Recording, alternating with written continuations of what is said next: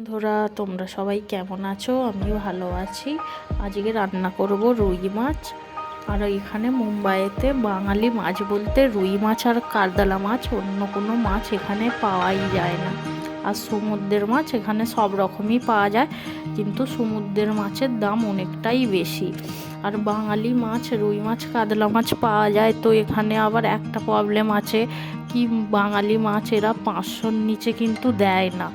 তোমাকে নিতে হলে 500-র উপরে, 1 কিলো 2 কিলো যা পারো না, 500-র উপরে নিতে হবে।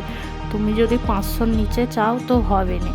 পশ্চিমবঙ্গে এটা একটা সুবিধে যে তুমি তোমার পরিমাণ মতো যেমন ইচ্ছা নেবে, তো ওখানে সব কিছুই পাওয়া যায়। এখানে আমরা 5 বছরের বেশি আছি, তো এখানে বাঙালি মাছ বলতে রুই মাছ কাতলা মাছটাই খাওয়া হয়।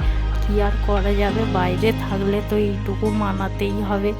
আর দেখো, এখানে আমি মাছগুলো ভেজে নিচ্ছি ভালো করে। মাছগুলো আমার ভাজা হয়ে এসছে, তো তুলে নেবো এবার।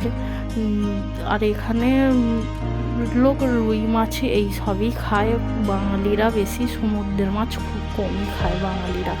দেখো, মাছগুলো আমার কিন্তু ভাজা হয়ে গেছে। এবার তেলের মধ্যে দিয়ে দিচ্ছি পেঁয়াজটাকে ভালো করে ভেজে নিচ্ছি।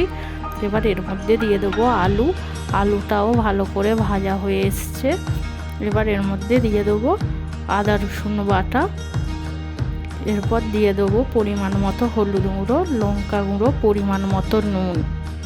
এবার এটাকে ভালো করে কষিয়ে নিয়েছি। দেখো, এবার তরকারিটার মধ্যে মাছগুলো দিয়ে দিচ্ছি। আমার কিন্তু মাছের আলু দুটোই সেদ্ধ হয়ে গেছে, রান্না কমপ্লিট।